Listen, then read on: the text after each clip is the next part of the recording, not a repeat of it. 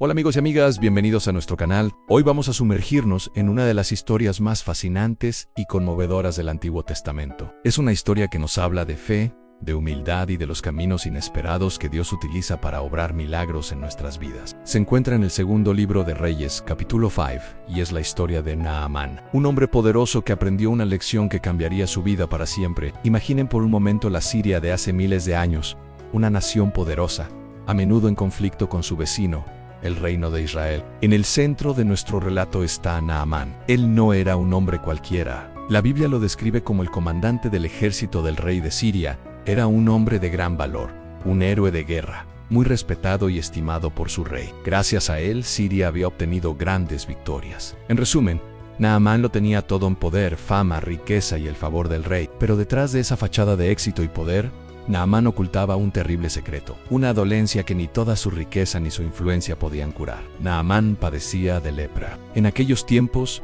la lepra no era solo una enfermedad física devastadora, era también una sentencia social. Los leprosos eran marginados, considerados impuros y obligados a vivir apartados de la sociedad. Imaginen la angustia de este gran guerrero, invencible en el campo de batalla, pero completamente impotente ante esta enfermedad que consumía su cuerpo y amenazaba con arrebatarle todo lo que había conseguido. La esperanza, sin embargo, a menudo llega de las fuentes más inesperadas. En una de las incursiones militares de Siria en Israel, habían capturado a una joven israelita. Esta muchacha se convirtió en sierva de la esposa de Naamán. A pesar de su difícil situación, lejos de su hogar y su familia, esta joven no guardaba rencor. Al contrario, al ver el sufrimiento de su amo, sintió compasión. Un día, con una fe sencilla pero profunda, le dijo a su señora así: «Mi señor Naamán viera al profeta que está en Samaria.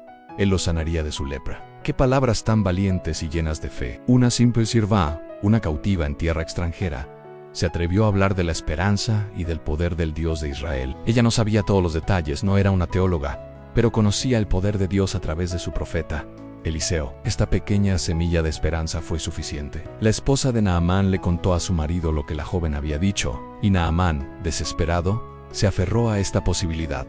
Fue a ver al rey de Siria y le explicó la situación. El rey, que apreciaba mucho a su general, le dijo: «Envíe, y yo enviaré una carta al rey de Israel». El rey de Siria pensaba que un asunto de tal magnitud debía tratarse de rey a través de los canales diplomáticos habituales. Así que Naamán emprendió su viaje, pero no fue un viaje humilde. Llevó consigo un séquito impresionante, 10 talentos de plata, 6,000 piezas de oro y 10 mudas de vestidos de gala. Una fortuna inmensa. Llevaba regalos pensando quizás que podía comprar su curación, cómo se compraban favores o alianzas políticas. Llegó a Israel y presentó la carta al rey. La carta decía algo así como: «Cuando recibas esta carta sabrás que te he enviado a mi siervo Naamán para que lo sanes de su lepra». La reacción del rey de Israel fue de pánico total. Rasgó sus vestiduras y exclamó: «¿Acaso soy yo Dios, que da la vida y la quita, para que éste me envíe un hombre para que lo sane de su lepra? ¿Se dan cuenta de que solo busca un pretexto para pelear conmigo?» El rey de Israel, a pesar de ser el líder del pueblo elegido, no pensó en el poder de Dios.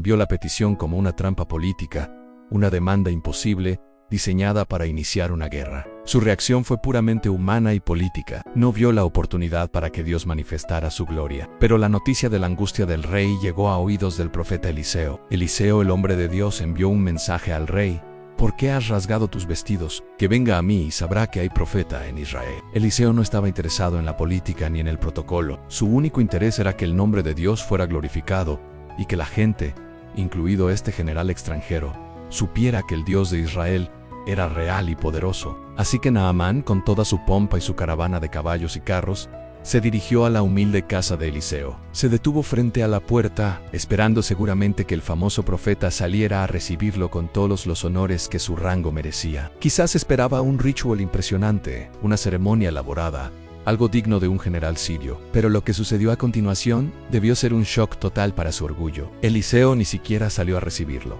En su lugar envió a un mensajero con un recado muy simple y, para Naamán, bastante ofensivo: «Ve y lávate 7 veces en el río Jordán, y tu carne se restaurará y serás limpio». Naamán se enfureció. Esto era un insulto. Había viajado desde Siria, traído una fortuna en regalos, y este profeta ni siquiera se dignaba a salir a verlo.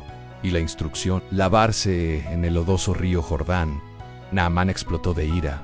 Yo pensaba que seguramente saldría a recibirme, que se pondría de pie, invocaría el nombre del Señor su Dios, movería su mano sobre la llaga y me sanaría. ¿Acaso los ríos de Damasco, el Habana y el Farfar no son mejores que todas las aguas de Israel? ¿No podría lavarme en ellos y ser limpio? Lleno de rabia y decepción, Naamán dio media vuelta, dispuesto a regresar a Siria en su orgullo. Estaba herido. La cura no era como él la había imaginado. El método era demasiado simple, demasiado humillante. Él esperaba un espectáculo, un milagro a su medida, y en cambio recibió una instrucción sencilla que desafiaba su lógica y su estatus. Pero aquí es donde intervienen sus siervos, mostrando una sabiduría que su amo, en su enojo, no podía ver. Se acercaron a él y le dijeron con respeto: Padre mío, si el profeta te hubiera pedido que hicieras alguna cosa grande y difícil, ¿no la habrías hecho? Cuanto más si solo te ha dicho: lávate y serás limpio. Estas palabras sensatas lograron calmar a Naamán.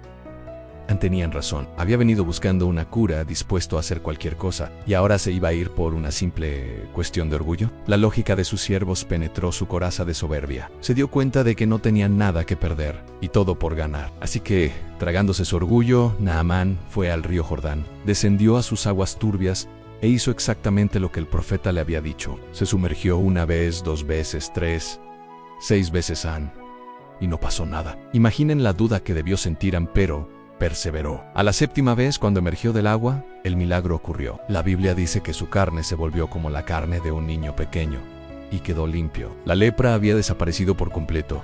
Su piel estaba restaurada, sana. El milagro no estaba en el agua del Jordán, por supuesto. El milagro estaba en la obediencia a la palabra de Dios transmitida a través de su profeta. Naamán tuvo que dejar de lado su orgullo, su lógica, sus expectativas, y simplemente obedecer. Completamente transformado no solo en su cuerpo, sino también en su corazón, Naamán regresó con todo su séquito a la casa de Eliseo. Esta vez no se quedó en la puerta. Entró y se paró delante del hombre de Dios, y sus palabras revelan una conversión profunda.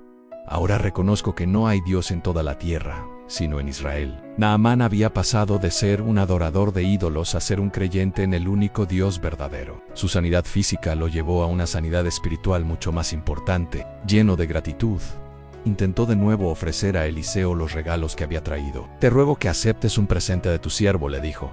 Pero Eliseo se negó firmemente. Vive el Señor, en cuya presencia estoy, que no lo aceptaré, respondió. Eliseo quería dejar absolutamente claro que la salvación y la sanidad de Dios no se pueden comprar. Son un regalo de la gracia divina, no algo que se gana con dinero o méritos. Esta historia de Naamán es increíblemente rica en lecciones para nosotros hoy. Nos enseña que no importa cuán poderosos o exitosos seamos, todos tenemos nuestras lepras, nuestras debilidades, nuestros problemas que no podemos solucionar por nosotros mismos. Nos muestra que la ayuda de Dios a menudo viene a través de canales inesperados, como una simple sierva. Nos advierte sobre el peligro del orgullo, que puede impedirnos recibir la bendición de Dios. A Naamán casi pierde su milagro por su soberbia. Tuvo que humillarse para ser sanado. Y lo más importante, nos enseña que el camino de Dios a menudo es simple. No requiere rituales complicados ni grandes hazañas. Requiere fe y obediencia. Como Naamán, a veces Dios solo nos pide que demos un paso de fe simple.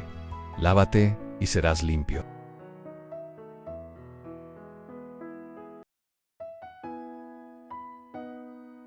La historia de Naamán nos invita a confiar, a obedecer y a experimentar el poder transformador de Dios en nuestras vidas.